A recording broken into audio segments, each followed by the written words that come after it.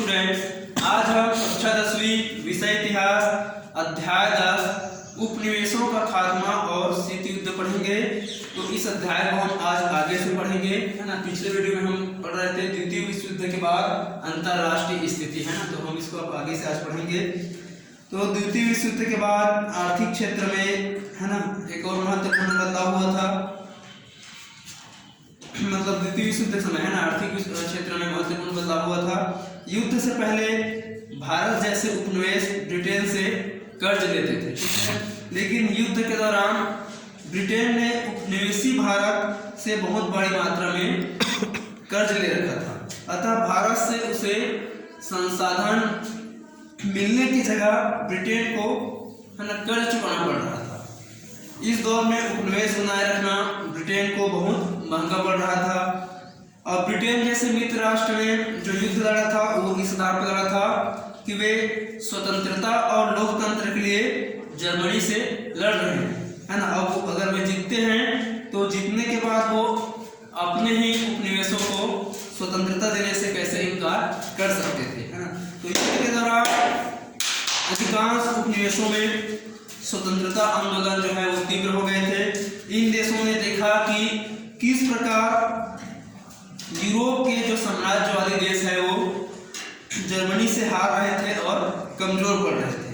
तो वे इस मौके का फायदा उठा करके स्वतंत्रता हासिल करना चाहते थे, ठीक है। जो उपनिवेश देश थे, है ना, वे जर्मनी से जो यूरोपीय साम्राज्यवादी देश हार रहे थे और हार को कमजोर होते जा रहे थे, इसका फायदा उठा करके वो स्वतंत्र होना चाहते थे।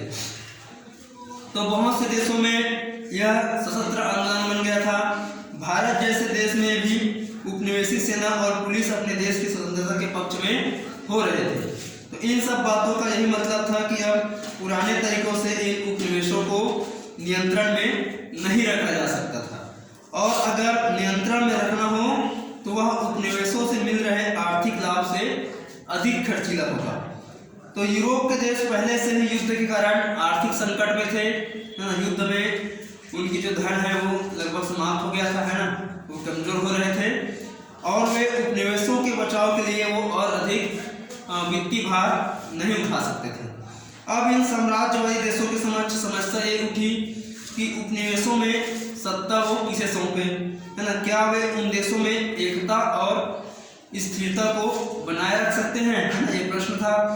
तो वे ऐसे लोगों के हाथ सत्ता सौंपना चाहते थे जो साम्राज्यवादी देशों के आर्थिक और कूटनीतिक हितों की रक्षा करें। ये वही लोग थे जो औपनिवेशिक शासन के कारण बने थे और उससे लाभान्वित हुए थे, जैसे राजा महाराजा, जमींदार, बड़े व्यापारी और शिक्षित मध्यम वर्ग। इस बीच सोवियत संघ उपनिवेशों में उन दलों का समर्थन दे रहा था जो वहां क्रांति के द्वारा स्वतंत्रता और सामाजिक बदलाव लाना चाहते थे। तो इन दलों का झुकाव साम्यवाद और समाजवाद की ओर था और वे चाहते थे कि उपनिवेशों में उपस्थित उच्च वर्गों जैसे राजा व नवाब, जमींदार और पूंजीपतियों को हटाकर किसानों व मजदूरों का वर्चस्व बनाया जाए। उन दिनों विश्व के देश दो खेमों में बंट रहे थे, ना, दो भागों में बंट रहे थे। एक और था सोवियत संघ का खेमा और दूसरा अमेरिका। तो सोवियत संघ की यह मंशा थी कि जो देश उसकी मदद से स्वतंत्र होंगे वे उसके खेमे में रहेंगे, है ना। मतलब जिन देशों को सोवियत संघ आजाद करवाएगा, स्वतंत्र करवाएगा, वो उसके पक्ष में रहेगा और अमेरिका का विरोध करेंगे। तो चीन, वियतनाम, कोरिया आदि देशों में सोवियत संघ समर्थित दलों के नेतृत्व में आंदोलन चल रहे थे और भारत, इंडोनेशिया जैसे देशों में साम्यवादी दल जो है वो महत्वपूर्ण हो रहे थे। अमेरिका भी इस प्रतिस्पर्धा में पीछे नहीं रहना चाहता था, है ना। अमेरिका चाहता था कि सभी उपनिवेश जल्द से जल्द स्वतंत्र हो जाए ताकि सोवियत संघ समर्थित दल सत्ता में न आ पाए। साथ ही उसका यह प्रयास था कि उन देशों के उच्च वर्गों को सत्ता सौंपी जाए ताकि वे साम्यवादी विचार व देशों का प्रतिरोध कर पाएं। दूसरी ओर अमेरिका की सामरिक जरूरत थी कि वह सोवियत संघ को घेरते हुए पूरी दुनिया में वो सैनिक अड्डे बनाए ताकि भविष्य में दोनों देशों के बीच युद्ध की स्थिति में वे काम आए। यह यूरोपीय देशों के पुराने उपनिवेशों में ही ये संभव था।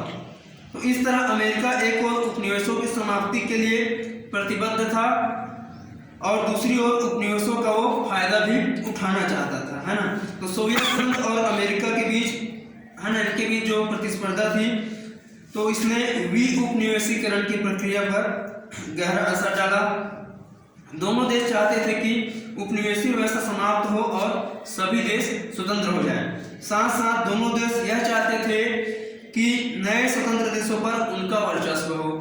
कई उपनिवेशों के स्वतंत्रता आंदोलन सोवियत संघ और अमेरिका के बीच संघर्ष में उलझ गए, जैसे कोरिया, वियतनाम और अफ्रीका के नामीबिया व अंगोला, है ना। ये सब स्वतंत्रता इसमें अमेरिका और